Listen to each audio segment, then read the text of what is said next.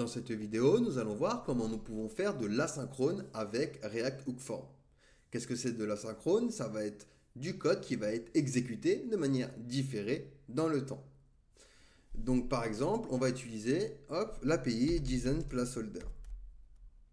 Alors pourquoi on va utiliser cette API? Parce que j'ai envie de récupérer par exemple ici au niveau de user.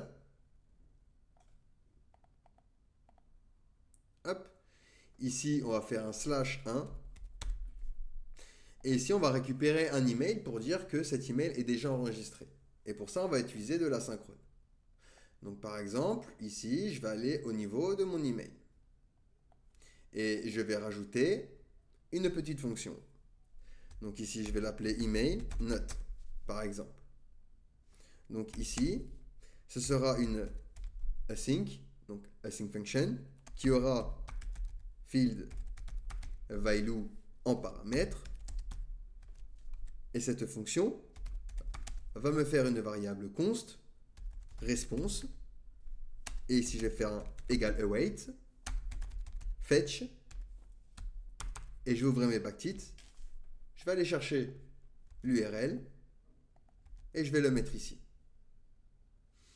Ce que je vais lui dire à la fin, c'est un point d'interrogation et je vais lui dire email est égal et je vais faire référence du coup à field value.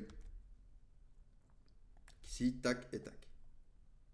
Ensuite, je vais lui dire const data est égal à await. Donc await va attendre que la promesse soit résolue et je vais transformer la réponse en format JSON. Enfin, nous pouvons return data.length qui est égal à 0 ou envoyer déjà un message compte déjà existant. Donc ici, je reviens dans mon formulaire et je vais essayer de soumettre mon formulaire en utilisant l'email ici que j'ai récupéré avec une fonction fetch. Donc vu que je vais utiliser l'email que j'ai récupéré, il devrait me dire compte déjà existant. Donc ici, j'essaie d'envoyer, boum, compte déjà existant.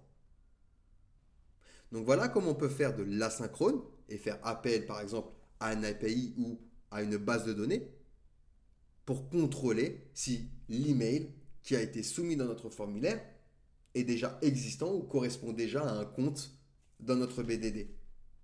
Allez, posez-moi des questions si vous en avez, sinon on va pouvoir passer à la suite.